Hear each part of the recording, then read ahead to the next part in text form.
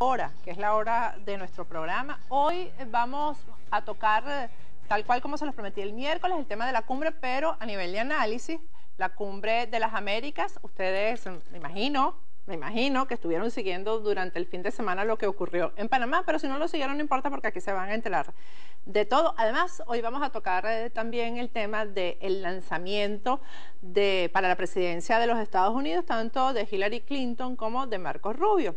Y eso lo vamos a hacer con dos especialistas que ya se los voy a presentar.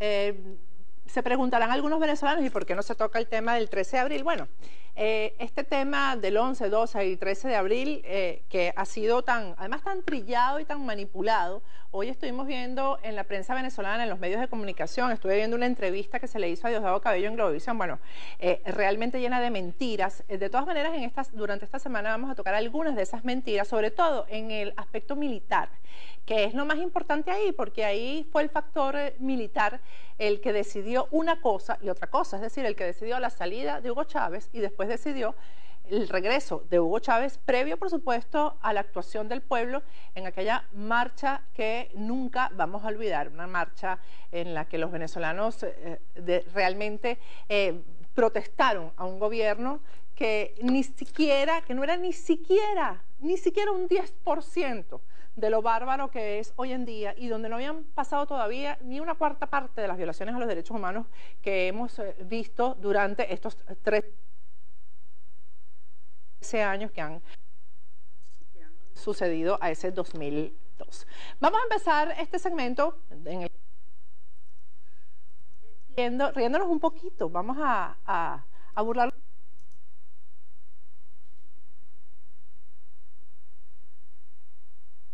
de nosotros.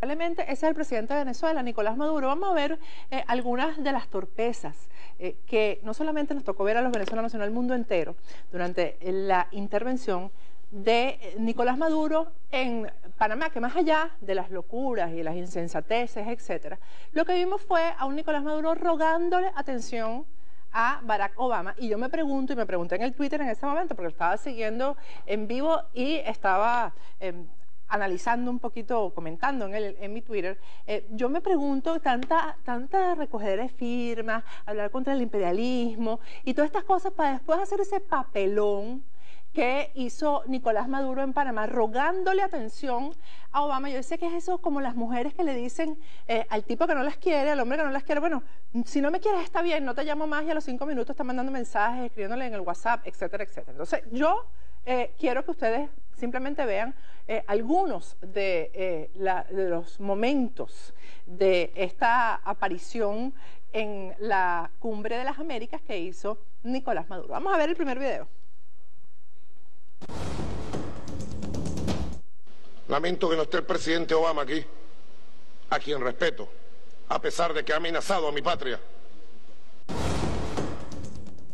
Comenzó con lamentaciones, lamentando que no estuviera Obama, porque Obama simplemente se paró y se fue, no le interesó lo que Nicolás Maduro iba a decir. Vamos a ver el segundo video. Presidente Obama ha cometido la agresión, y así lo digo, con todo el respeto debido y diplomático aquí. Lo tengo que decir, no me puedo callar. He traído más de 11 millones de firmas que serán entregadas por la vía diplomática y vengo en nombre de 30 millones de venezolanos a exigirle al presidente Obama que derogue el decreto que amenaza a Venezuela. Así lo pide UNASUR por unanimidad. UNASUR ha aprobado un documento histórico rechazando y pidiendo su derogatoria. Así lo pide por unanimidad la CELAC. Los 33 países han colocado un concepto superior. Han dicho, debe revertirse el decreto. Es un decreto irracional, desproporcionado. Yo no me creo este cuento. Recuerdo al Che cuando decía, ni un tantico así, de que fue una declaración, solamente una declaración, por valiente que sea, y lo es, del presidente Obama, no es suficiente. Hay que buscar los caminos políticos, diplomáticos y jurídicos para despejar este decreto amenazante. Venezuela, nuestros hijos, nuestros nietos, no estarán tranquilos hasta que los Estados Unidos, por la vía que les toque hacerlo, además de declarar que no somos amenaza, derogue ese decreto. Bueno, primero que no hubo forma de que él dijera unanimidad, no hubo manera, porque decía unanimidad, unanimidad, hizo cualquier cantidad de cosas menos unanimidad, si no lo pudo decir, pero nunca, ¿no? Y ahí lo vieron ustedes diciendo que él traía 11 millones de firmas, pero que estaba representando lo que 30 millones de venezolanos querían decir. O sea, son 11 millones de firmas, que ustedes saben que no son 11 millones, porque cifras hemos visto, primero dijeron que eran 8 millones y medio, después dijeron que eran 9 millones y medio. Además, las cajas de las firmas no se vieron nunca, porque imagínense la cantidad de cajas, y las vimos en Venezuela, sí las vimos, cuando supuestamente la estaban cargando, la cantidad de cajas que tendrían que ser para contener 11 millones de firmas. Esas cajas nunca se vieron, no se sabe dónde están las cajas de las firmas, no se sabe para qué se van a utilizar esas firmas, nunca se vieron las firmas. Y el tema de los 30 millones, pues está, porque yo soy uno de los 30 millones y a mí no me representó Nicolás Maduro ahí. Yo no sé si a los que están viendo este programa también, a Goyo tampoco, el camarógrafo, no sé si a los que están viendo el resto del programa los representó Nicolás Maduro ahí. Vamos a ver el siguiente video. Y estoy dispuesto a hablar con el presidente Obama de este tema, con respeto y sinceridad cuando él quiera. Le he enviado mensajes públicos, en privado, durante 2 años, desde que soy presidente, y nunca ha contestado un solo mensaje que le envié. Ay, en serio, qué pena, de verdad, qué vergüenza. O sea, ahí Maduro reconoció que está atrás de Obama hace 2 años. Tiene 2 años atrás de Obama. 2 años atrás de Obama y Obama no le ha hecho caso, pero encima ya estaban en el mismo lugar, en el mismo espacio físico, y ni siquiera así Obama volteó a mirarlo. Qué pena, de verdad. Pero vamos a ver el siguiente video. Usted ha dicho que quiere buenas relaciones con Venezuela. Yo quiero creerle, no tengo confianza. Lo respeto, pero no tengo confianza en usted, presidente Obama. Si quiere, conversamos. Ahora, si no quiere conversar, está bien. Ahí se las echa de bravo, ustedes vieron, sí, que yo lo respeto, pero no le tengo confianza, y sigue, por favor, vamos a conversar, pero por favor, pero te lo suplico. Y entonces finalmente la Telesur, que es el canal de ellos, dijo o transmitió una declaración de Nicolás Maduro donde dice que sí se encontraron. Vamos a ver lo que dijo Nicolás Maduro ahí. Hemos tenido un encuentro breve de unos 10 minutos, aquí mismo en este lugar, y hemos conversado. Quizás más adelante informaré de qué conversamos, pero ha sido un encuentro serio, franco, nos dijimos las verdades, ¿no? Y yo diría que inclusive cordial, ¿no? Creo que pudiera, con los resultados de la cumbre, como lo dije cuando me entregaron las 10.500.000 firmas, con el apoyo de los pueblos, con la voluntad de nuestros pueblos sobre todo, pudiera en los próximos días abrirse la posibilidad de ir a un proceso de conversaciones con el gobierno de Estados Unidos y explorar el camino de relaciones de respeto, que es lo fundamental. Es el clamor de América Latina y el Caribe. Unánime es la voz de América Latina y el Caribe en ese sentido. Y despejar toda la oscurana que se ha montado por allí alrededor de ese decreto que ha sido rechazado con vehemencia en inglés, en francés, en portugués y en español. Ha hablado a los pueblos. No, bueno, nos dimos la mano. Yo dije, tiendo mi mano. Y iba con mi mano y de pronto vi la mano de él y se la tomé con afecto, como somos nosotros. Le dije, presidente Obama, yo no soy enemigo de los Estados Unidos, ni mi pueblo es enemigo de los Estados Unidos. Bueno, ahí volvió a decir unánime, ¿no? Ahí lo volvió a decir. Pero ustedes vieron que ahí Nicolás Maduro dijo, ahí mismo nos vimos. Bueno, ahí mismo era la salida del baño. Porque la versión que hay es que Maduro vio que Obama iba para el baño y se le pegó atrás a ver si, aunque esté saliendo del baño, pues lo interceptaba, ¿no? Dice que además tuvo una conversación larga con él, no sé en qué idioma, porque si no hay un intérprete ahí al lado del presidente Obama, ¿cómo fue que él le dijo esto? Y Obama, lo que él dice que algún día va a anunciar, o sea, Maduro algún día va a contar lo que le dijo Obama, un secreto, porque además la Casa Blanca no ha hablado de ese encuentro oficialmente, ahí nadie vio nada, o sea, ahí no había ni siquiera los escoltas de Nicolás Maduro que hicieran el videíto, porque no hemos conseguido ni una foto donde aparezca Barack Obama al lado de Nicolás Maduro. Pero además, vergonzoso el cuento de cómo le extendió la mano y se la tocó. Eso es muy feo. Eso realmente es muy feo.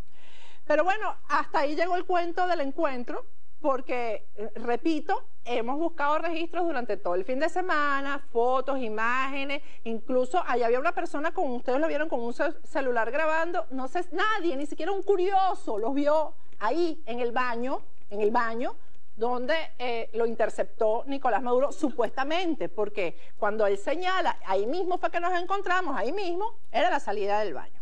Bueno, vamos a ver otras insensateces que se dijeron ahí que no tuvieron que ver con esta lloradera que tiene Nicolás Maduro para que Obama le haga caso. Vamos a ver el siguiente video. Que hay en Miami. En Miami se compiten los programas de televisión y hay gente que va a analizar para ver cuál es el mejor fusil para matar a Maduro. Bueno, sin comentarios, porque yo necesito que alguien me dé uno de esos programas para yo transmitirlo aquí, además para cuestionarlo, porque cuando se van a hacer esas cosas tan horribles de matar a alguien, eso no se está diciendo en el programa de televisión y abiertamente, bueno, lo vamos a matar con este fusil o lo vamos a matar con el otro fusil, pero sí tiene miedo porque se llevó un doble. Después vamos a ver las fotos del doble y vamos a hablar aquí con un especialista en estos temas de los dobles, porque Fidel siempre ha utilizado un doble. Ahí tienen ustedes la imagen, ese es el doble. Y la que está al lado también es un doble de Cilia, porque es una señora así que se parece a ella. Bueno, ahí tienen ustedes al doble. Consiguieron un tipo, qué difícil debe ser conseguir un tipo como Nicolás Maduro, pero ahí consiguieron uno, pero no le llegaron nunca a él. Falta la cosa que él tiene aquí en la boca. Esa cosa que es como una cosa aquí rara que él tiene en la boca, eso no la tiene ya el doble. Hay que ponérsela, hay que mandarlo a inyectar Botox o una cosa de esa para que le salga esa cosa que tiene aquí Nicolás Maduro. Vamos a ver el video donde él habla por el pueblo que representó ahí, que es el pueblo del Chorrillo en Panamá. Vamos a verlo. Fuimos ayer también a Chorrillo, presidente, y el dolor está vivo todavía. Bueno, ahí fue una de las veces que pudo decir Chorrillo, pero realmente la mayoría de las veces dijo Zorrillo y Chorrillos, o sea, es el Chorrillo, pero además dijo que él estaba trayendo una carta porque los habitantes, los ciudadanos que viven en el Chorrillo, le habían pedido que intercediera ante Barack Obama para que les paguen lo que les deben por la intervención en esa población que fue la que más sufrió con la invasión americana cuando el general Noriega. Pero yo me hice una pregunta en el Twitter, ¿cuántos muertos diarios hay en el Chorrillo para compararlo con un barrio similar en Venezuela? Bueno, la respuesta de una persona que sabe, porque lo hice abiertamente en el Twitter, es que en el Chorrillo es muy raro que asesinen a alguien por inseguridad, y eso está en las estadísticas de Panamá. No sé si se puede decir lo mismo de un barrio similar en Venezuela. Vamos a ver la última no, porque fueron muchas, pero la última que tenemos aquí, insensatez de Nicolás Maduro en la intervención. Nosotros no somos antiestadounidenses, no. Yo soy admirador de Jimi Hendrix, Eric Clapton. Y cuando tocaba rock, me gustaba tocar y cantar sus canciones. Primero, bueno, ya eso se ha dicho mucho en las redes sociales. Eric Clapton nació en Inglaterra. No sé si me tienes ahí la página de Wikipedia. Wikipedia es bueno para algunas cosas, para esto es bueno, para decir dónde nació la gente. Ahí está. Ahí lo tienen ustedes. Es bueno que Nicolás Maduro se meta en Wikipedia de vez en cuando para saber dónde nace la gente. Eric Clapton nació en Inglaterra, es decir, no es estadounidense. Por cierto que 1000 veces dijo ahí Estados Unidos de Norteamérica. Eso no existe, es Estados Unidos de América. Pero además, él dice, Nicolás Maduro dice que él cantaba rock. Entonces, nosotros lo hemos visto bailando salsa, cantando salsa, tocando tambores y bailando. Pero eso del rock, eso sí fue un tubazo que él dio ahí. Eso fue una novedad, porque además él dice que él cantaba las canciones de Eric Clapton y de Jimi Hendrix, y yo me pregunto en qué idioma las cantaba. Ojalá exista un video y podamos tenerlo aquí para compartirlo con ustedes. Pero como todo esto fue tan absurdo, esto parecía tan irreal, bueno, y fue tan fea y tan impopular toda la intervención de Nicolás Maduro y quedó tan mal, pues había que hacer un regreso a Venezuela que fuera apoteósico, y en eso también se invirtió bastante dinerito. Vamos a ver algunas de las imágenes del show que montaron hoy, porque hasta manejó un autobús. Ahí tienen ustedes cómo lo recibió la Armada venezolana, que por cierto cometieron ahí una cantidad de barbaridades que no tienen que ver con los principios de la Fuerza Armada Nacional en ningún país del mundo, además, y eso lo vamos a comentar en otros programas. Pero manejó un autobús, pusieron a los milicianos a rodear todo el vehículo para el que subía Concilia, como el papamóvil, pero una cosa roja. Bueno, una cosa de horror. Tenemos otra insensatez, pero no de él, sino de Cristina Fernández de Kirchner, la presidenta de Argentina. Vamos a verla porque también la vamos a comentar con nuestros invitados en el siguiente segmento. Algunos todavía seguimos siendo países emergentes y otros, como Estados Unidos, han tenido la suerte de ser una gran potencia, la más grande del mundo. Eso ya ustedes saben cómo es la cosa, que Estados Unidos es una gran potencia porque tuvo buena suerte. Los argentinos no tuvieron tan buena suerte de tener a los Kirchner como presidentes, pero bueno, este país lo que ha tenido es suerte, más nada, aquí no ha pasado más nada. Vamos a un corte, al regreso vamos a hablar con dos especialistas en todo esto, que son Vilma Petrach y Pedro Roy. Ya regresamos. Regresamos con Agárrate. Bueno, ahí tengo en el Twitter unos comentarios que ese es el presidente venezolano y que... Primero, que yo no creo que sea venezolano, a mí no me representa, y es vergonzosa, ha sido vergonzosa su actuación en la cumbre de Panamá. Yo quise hacer este segmento sola para no involucrar en esto a Vilma Petrach, a Pedro Roy, que están aquí presentes conmigo, que son analistas ambos, por la forma jocosa en que lo tratamos, ¿no? Pero uno ríe a veces para no llorar. Empezamos por las damas, Pedro. Por favor. Una venezolana y un cubano. Ellos van a hablar el día de hoy y que ellos cuenten qué les pareció la cumbre. Vilma. Primero, como venezolana, ¿qué piensas de tu presidente? Bueno, tienes razón, creemos todos los venezolanos demócratas que él no nos representa, no es un presidente legítimo, y por otra parte hay muchas dudas respecto a dónde nació, si realmente es de nacionalidad venezolana. Muchos dicen que es colombiano, que ya hay todas las pruebas al respecto. Pero por otra parte, más allá de eso, es el hecho de que uno espera que obviamente la persona que tiene la representación, la investidura más alta de un país, como es representarlo como presidente, en estas cumbres, como tú sabes, los jefes de Estado, los presidentes son digamos, los que conducen las relaciones internacionales en regímenes presidencialistas como los nuestros.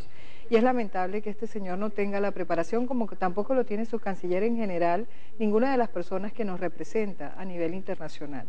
Y bueno, yo creo que con esto se demuestra que Maduro no tiene la estatura. No voy a decir, por cierto, Chávez lo que era un showman.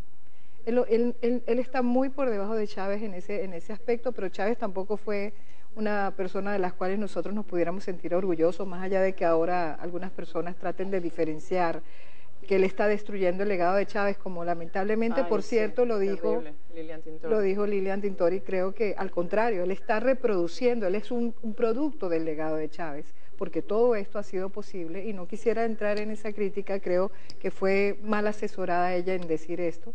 Esas palabras espontáneas a veces son muy costosas.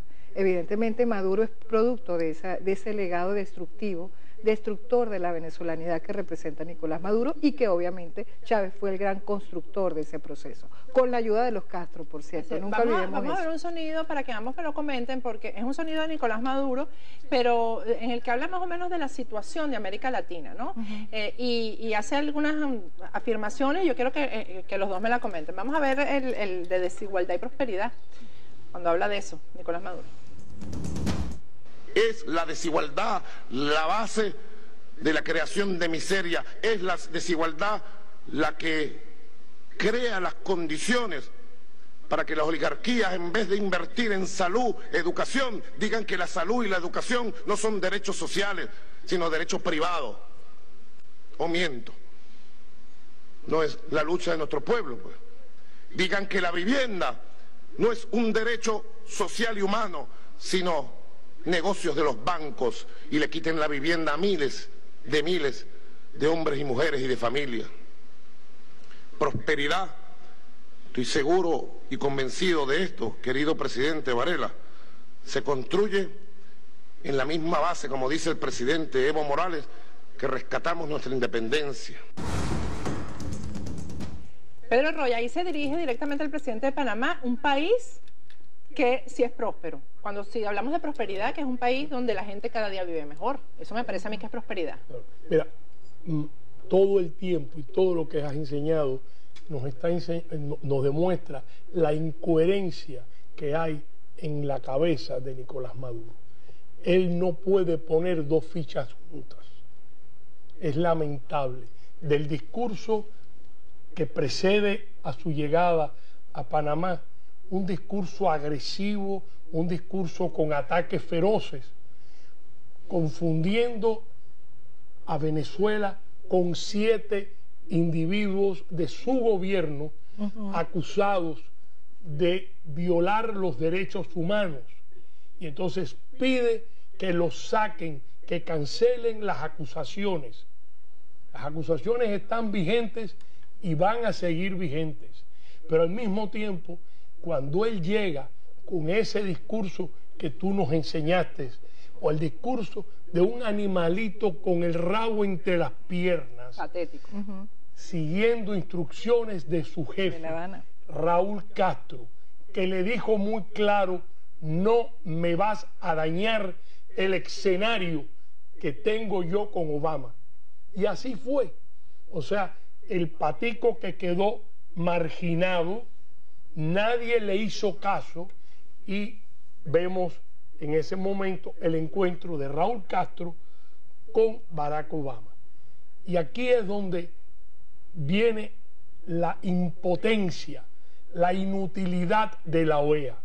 Oímos decir que ahora América Latina se abre a Estados Unidos, y resulta que la llave para que Estados Unidos entre en América Latina, en el bolsillo la traía Raúl Castro. O sea, es penoso, vergonzoso para Brasil, México y los países importantes y hasta los pequeños de América Latina. Para Perú, que ha hecho un trabajo. Efectivamente, realmente. Y entonces resulta que para la prensa mundial el momento histórico de la integración es la llegada de la dictadura militar más larga de la historia de América Latina, de América, y al mismo tiempo sangrienta, brutal, feroz. Entonces, esa es la llave. Situación lamentable, la de América Latina, que para abrirse a Estados Unidos tiene que pasar por la. Pero yo creo Vilma, que este tema, eso que estaba tocando Pedro Roy acerca de esto, yo hice un comentario ese día que me parecía vergonzoso, que presidentes que han llegado a sus cargos por elección popular se sienten como si nada al lado de este señor que fue puesto a dedo por el hermano y que además se sabe que proviene de una dinastía de dictadores. Entonces, ¿por qué hacen eso los presidentes de América Latina? Porque yo con alguien que no se hubiera batido en las calles por los votos jamás me hubiera sentado al lado. Bueno, es que yo creo, Patricia, y ahí Pedro y yo estamos muy de acuerdo. Primero que esta cumbre para mí representa la muerte del consenso de Washington, donde precisamente se trató de estructurar, y lo hablamos en un programa anterior, un sistema de seguridad democrática en la región basado en los principios de democracia y derechos humanos, que luego posteriormente se le agregó la Carta Democrática Interamericana, pero además con la creación de economías de mercado sólidas, que al final iban a tener como sustento fundamental en base a estos principios una zona de libre comercio de las Américas. Eso se murió. Ya desde el 2005, porque te acuerdas del show que montaron precisamente Chávez en La Plata, en el Río de la Plata, creo que fue la conferencia en Argentina, donde precisamente mataron el concepto, Estados Unidos se repliega, se retira, y ahora trata de volver el señor Barack Obama con un pragmatismo verdaderamente descarnado, porque yo llamé a esto, y lo dije, por cierto, en uno de mis Twitter, hubo dos cumbres, la cumbre, digamos, de las verdades, donde estuvieron los expresidentes y la sociedad civil, tratando de luchar por los principios de democracia y derechos humanos, que por cierto se volvieron términos políticamente incorrectos, y la cumbre de las mentiras y el pragmatismo, donde también incurrió el señor Barack Obama en esto, buscando precisamente, porque América Latina está en una situación de debilidad por la baja de los precios del petróleo, recuperar los espacios perdidos, porque China está en un proceso, digamos, de cierto, digamos, frenazo económico y no tiene la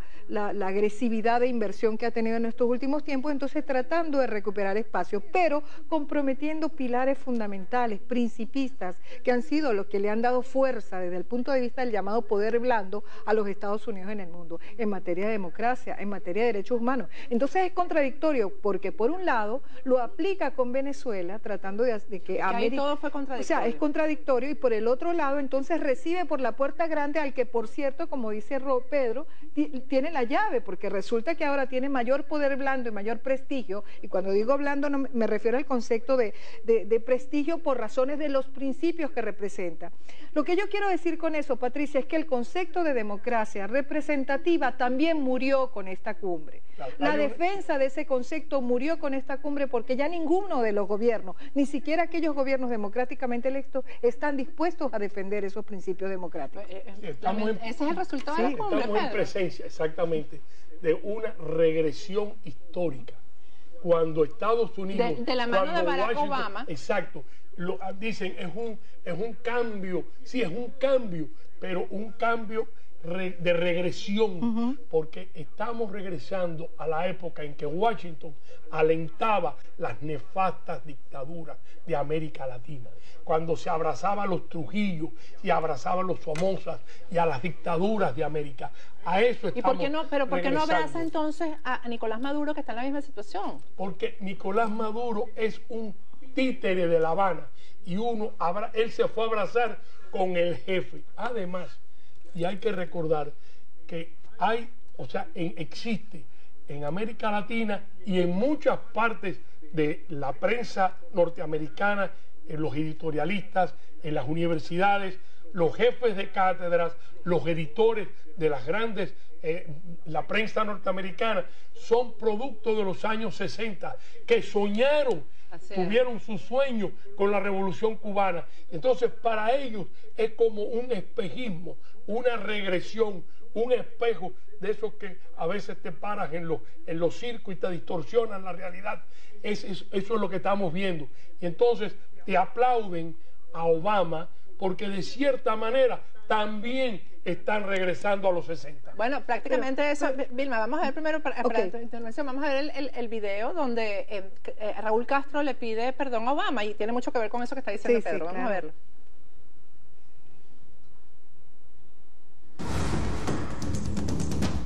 Le pido disculpas porque el presidente Obama no tiene ninguna responsabilidad con nada de esto.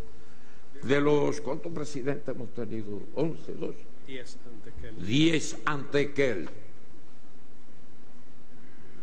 Con los cuales todos tienen deuda con nosotros. Después de decir tantas cosas duras de un sistema, es justo que le pida disculpas. Porque yo soy de lo que pienso, y así se le he manifestado unos cuantos de jefes de Estado y de gobierno que veo aquí reunidos, en reuniones particulares que he tenido en mi país al recibirlo, que según mi opinión el presidente Obama es un hombre honesto. Vamos a ir un corte y al regreso a tu comentario, porque además, fíjate, ahí dice, bueno, ¿cuántos presidentes es que había en Estados Unidos? 10, mientras en Cuba ha habido uno solo, y después ahí está muy claro. Ahí se vendió. Ya regresamos con Agárrate, Vilma Petrache y Pedro Roy. Regresamos con Agárrate, estamos con Vilma Petrach y Pedro Roy analizando la cumbre y también vamos a analizar en el último segmento las candidaturas, ya las precandidaturas del Partido Demócrata y Republicano aquí en Estados Unidos.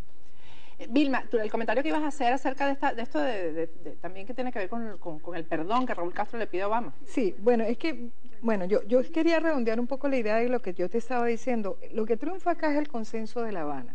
Yo le llamo a eso, y lo quiero denominar de esa manera, porque eso se viene construyendo, esta creación, digamos, de los parámetros de destrucción, paradójicamente, de la democracia representativa, para generar estos sistemas híbridos más autoritarios y de corte, obviamente, comunista o con vocación totalitaria, y si no, estas democracias, como tú decías, tipo lo que ocurre en Brasil, lo que ocurre en Argentina, donde hay un elemento híbrido, pero con la tentación siempre de controlar las libertades públicas, de atentar contra la libertad de prensa, inclusive de perpetuarse en el poder a través de mecanismos, por ejemplo, de reformas de la Constitución para lograr la reelección indefinida. Al final la idea es remoler, y esto ya ha sido muy bien documentado, Patricia.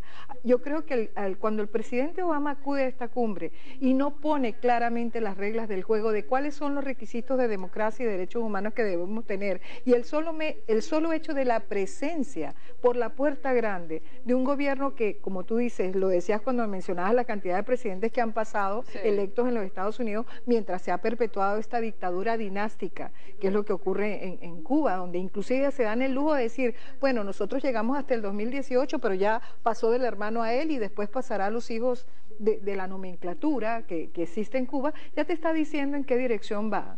Y yo quería agregar algo también muy importante. Sí hay un marco de referencia, lo dijo recientemente Carlos Alberto Montaner, se percata, por cierto, gracias a otra persona que se llama Diego Trinidad, que existe un marco de referencia. Y quiero que sepas que yo a este profesor Charles Kupchan lo conocí en México.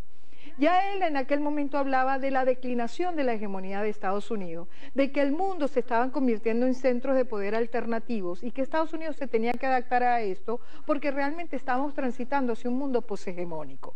En consecuencia, ¿qué pasa? Estados Unidos le toca negociar para reconciliarse con sus enemigos, a veces con concesiones unilaterales, pero también este profesor hablaba de que la nueva forma de sistema era el capitalismo autoritario, como el caso chino, como el caso de lo que pretenden crear en Cuba, como el caso de lo que creen ellos que puede funcionar, donde controlan políticamente, pero abren el país a las inversiones extranjeras dentro de una visión totalmente pragmática y donde la democracia y los derechos humanos es lo que menos cuenta. Existen. No, exactamente. Y lo más grave de este individuo es que en estos momentos está de asesor para Europa en la Casa Blanca, en el Consejo de Seguridad Nacional, activo Charles consejero del presidente. O sea, no es un individuo que está en una universidad, en una cátedra. Aquí en Estados Unidos. Hoy, en este momento en que estamos haciendo pueden pasar esas cosas en un país como este, donde hay instituciones, donde hay un congreso.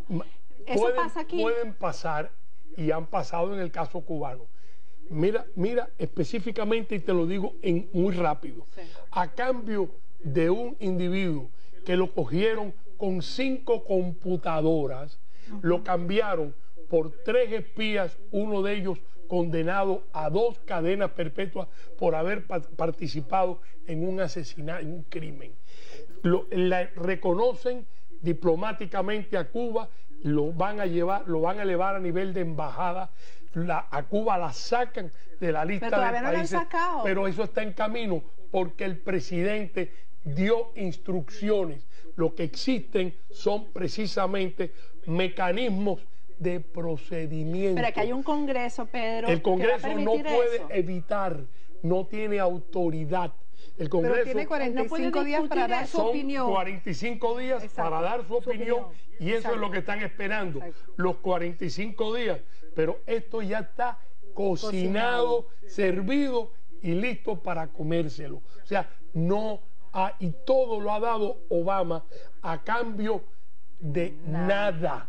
Entonces, ¿qué está siguiendo? Está siguiendo precisamente la teoría. Lo que yo te pregunto es si estas son decisiones presidencialistas aquí. Sí, en este caso sí. Sí lo son. Sí. Mira, o sea, que pueden ser derogadas con otro presidente que llegue absolutamente, pero mira, lo que sí que quede claro, Obama ha dado todo lo que ha podido, lo más que ha podido, e incluso ha estado bordeando áreas de inconstitucionalidad que estarán por verse en el futuro. A él le importa poco porque eso se puede demorar más tiempo de lo que a él le quede en la Casa Blanca. Pero lo que sí no puede negociar es el levantamiento del embargo, porque eso está totalmente codificado por el embargo y el Congreso. No puede conseguir préstamos que están de la banca americana, que están codificados también. De verdad, y el turismo, ¿qué es lo que más les importa? Y el turismo, ese turismo de los barcos que salen de la Florida con 4.500 o 5.000 pasajeros, no pueden entrar en Cuba. Pedro, el tema hablábamos en el corte de información que tú tienes privilegiada acerca de la reunión de Obama con Raúl Castro, personas que participaron ahí. Antes de irme a un corte, quiero que me hables de eso y que me hables de esta transición que ha anunciado ya Raúl Castro, porque él dice que él va a estar en el gobierno en Cuba hasta el 2018, ¿qué viene después de eso? ¿Quieres hacerlo ahora o vas al corte? No, ahora, porque... Pues mira, rápido, mira, ya ellos tienen en marcha un proceso de sucesión que en Panamá lo estuvieron practicando, porque los que acompañan a Raúl Castro en la reunión privada con el presidente Obama, en primer lugar su hijo Alejandro Castro Espín, que es coronel del Ministerio del Interior y del MINFAR. En este momento él recibe, fíjate qué puesto más poderoso Raúl le ha dado a su hijo, que es el jefe, coordina toda la inteligencia del Ministerio del Interior y de las Fuerzas Armadas. Va a un solo individuo que resulta que es el hijo de Raúl Castro, y ese será el sucesor. Y participa de esta reunión junto con Bruno Rodríguez, el ministro de Relaciones Exteriores. Estamos hablando de hombres de 55, 56 años, y Josefina Vidal Ferreiro, que es la que encabeza la delegación cubana en estas negociaciones. Me falta Miguel Díaz-Canel, que es el vicepresidente, y ya tú estás viendo que son hombres de menos de 58 años. Es la sucesión. El hijo de Ramiro Valdés, el infame Ramiro Valdés, es secretario de Cultura de la Embajada de Cuba en China. El hijo del general Luzón y el hijo del general Sintra Frías, los dos tienen cargos importantísimos en Angola. Pero dime una cosa, ¿han sido bien entrenados? Porque en Venezuela los hijos de Chávez ninguno sirve para nada. Bueno, yo... Me pregunto si estos sí sirven. O sea, si sirven para los intereses de ellos. Esa pregunta, que es muy válida, me lleva a otro tema para otro día, que es lo frágil que es esta sucesión, porque esta sucesión no tiene legitimidad. Es ilegítima porque la revolución cubana se legitimiza con el carisma de Fidel Castro, con el sueño, la ilusión de un proyecto que al mismo tiempo, en su momento, en 1960, barría con la mitad del mundo, que era el proyecto marxista, que tenía su público y tenía su legitimidad en aquel momento. Nada de eso existe porque nadie cree en ese discurso. En América Latina lo han falseado, se van a la izquierda como antes lo hacía la derecha para robar. Para robar, eso está claro. Pero estamos hablando que lo que ha fallado en la OEA y lo que falla en América Latina es su liderazgo político, que está dedicado a robar. A robar. De un lado y del otro. Sí. Pedro, de un lado y del otro. Vamos a ir a un corte y al regreso vamos a hablar de las precandidaturas presidenciales aquí en Estados Unidos, Hillary y Marco Rubio. Ya regresamos. Regresamos con Agárrate. Bueno, este programa ha estado tan bueno y creo que nos quedamos cortos con lo de la cumbre, porque finalmente Vilma además quería hacer un comentario antes de que entremos rapidito en lo de las candidaturas. Bueno, lo que te quería decir es que yo creo que lamentablemente la cumbre sirvió para legitimar al régimen de Raúl Castro, por lo menos a nivel internacional, y para que vendan, inclusive internacional e internamente al señor Raúl Castro como un estadista, al punto que lo llaman presidente, un individuo que jamás ha sido electo. Lo que decía Pedro, lamentablemente, es la prensa también, la prensa que es cómplice. Es cómplice, totalmente cómplice. Y responde además a su pensamiento ideológico. Absolutamente. No es que no están convencidos, ellos están criados y formados. Yo jamás podría llamar presidente a Raúl Castro, para mí es un dictador y punto. Y soy periodista. Este fin de semana ha habido hoy, apenas hoy a las 6 de la tarde se lanzó Marco Rubio por el Partido Republicano y Hillary Clinton por el Partido Demócrata. A mí particularmente me fascinó el discurso de Marco Rubio porque yo que no me he involucrado en la política de este país así abiertamente porque no soy ciudadana americana, pues me sentí identificada con mucho de lo que él decía, o sea, me sentí mencionada en su discurso.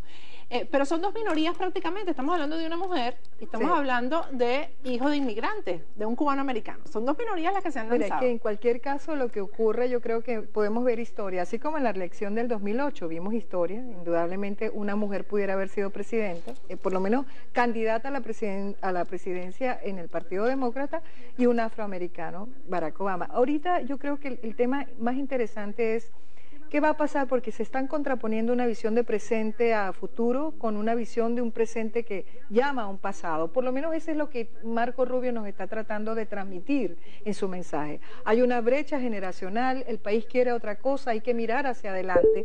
Estados Unidos puede volver a recuperar, ser ese país líder, ese sueño americano se puede reconstruir. Pero la señora Hillary Clinton está diciendo exactamente lo mismo, e inclusive ella, que es una mujer hoy supremamente rica, está yéndose casi que en carrito ella en un carro a recorrer Estados Unidos para encontrarse con ese verdadero americano que está sufriendo. Pero el tema fundamental es quién va a lograr capturar el corazón de América, porque es una América también dividida en varios toletes. Vamos a hablar claro. Hay una América conservadora, que por cierto, por eso es que existe un Tea Party, y por eso es que tú puedes ver un señor como Huckabee o un Ted Cruz que se pudieran lanzar y tienen gente que los apoya. Hay un país libertario donde está por supuesto un Rand Paul. Por cierto, yo tengo un hijo que es libertario, porque es el concepto de ellos son muy liberales desde el punto de vista, y liberal norteamericano me refiero, socialmente no les importa si sea el matrimonio gay, no les importa, eso lo aceptan, pero son conservadores desde el punto de vista económico. Esos son los libertarios. Por eso te estoy hablando dentro del propio Partido Republicano, pero también dentro del país. Porque quieren gobiernos muy pequeños. Exactamente. Exacto, el gobierno pequeño, exactamente. Y están los tradicionales republicanos y los tradicionales demócratas, que también existen, que de alguna manera se unen más hacia un centro democrático que está hoy fuertemente presionado por tendencias a la polarización. Y si tú ves del lado demócrata, pues también ves, la señora Clinton representa un lado más conservador, si se quiere, del Partido Demócrata, pero hay una izquierda importante, donde por cierto se ubica más, el señor Barack Obama se ha ido yendo cada vez más hacia ese flanco, y donde está una señora como Elizabeth Warren que está viendo si trastabilla la candidatura, entonces me lanzo yo, que ella es definitivamente una mujer de izquierda. Entonces tú ves que hay unas fuerzas moviéndose que te pueden indicar que esta va a ser una contienda muy interesante, y por cierto, también hay que decir que también se están presentando las posibilidades de dinastías políticas. Esto es cuestionable por algunos, pero la señora Clinton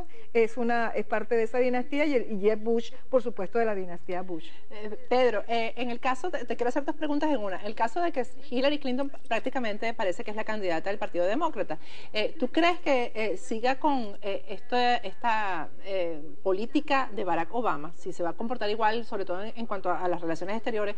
Y el otro tema es que Marco Rubio quizás no sea, porque está Jeb Bush, porque tú como republicano. Mira, Hillary Clinton va a buscar distanciarse lo más que ella pueda de Barack Obama, porque en Estados Unidos hay algo también que es el cansancio político.